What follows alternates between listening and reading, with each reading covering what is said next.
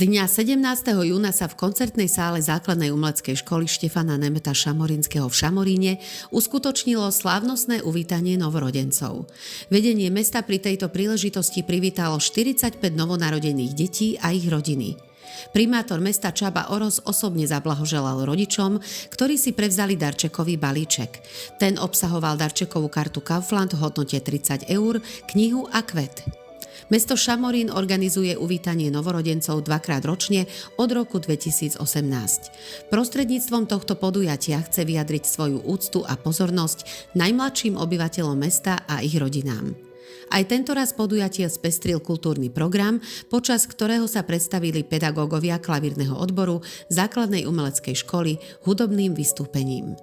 Primátor Csaba Orosz vo svojom príhovore vysvetlil, prečo považuje mesto túto tradíciu a pozornosť venovanú mladým rodinám za dôležitú. Bízunk abba, hogy a gratuláció mellett, amit tolmácsolunk a szülők fele, ők lesznek a büszke somorjaiak, a jövő generációja.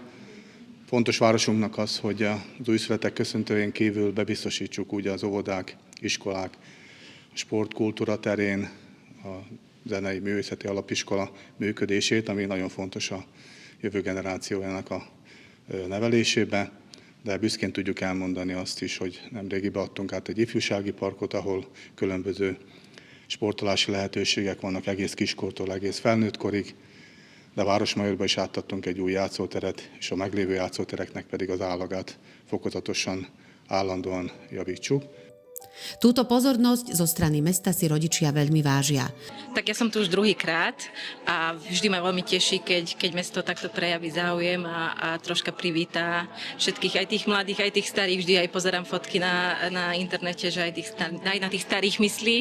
A je to také pekné gesto toho mesta a aj taký krásny sprievodný program. Takže sme radi, že tu môžeme byť. Legelső alkalommal jöttünk, és hát nagyon örvendünk a meghívásnak, és hogy a város gondol az újszülöttekre, erre a kisbaba köszöntőre, úgyhogy köszönjük szépen a városnak, nagyon örvendünk. Prostredníctvom uvítania novorodencov mesto Šamorín naďalej považuje za dôležité, aby sa už jeho najmladší obyvatelia stali súčasťou miestnej komunity a aby nové rodiny privítalo s osobnou pozornosťou.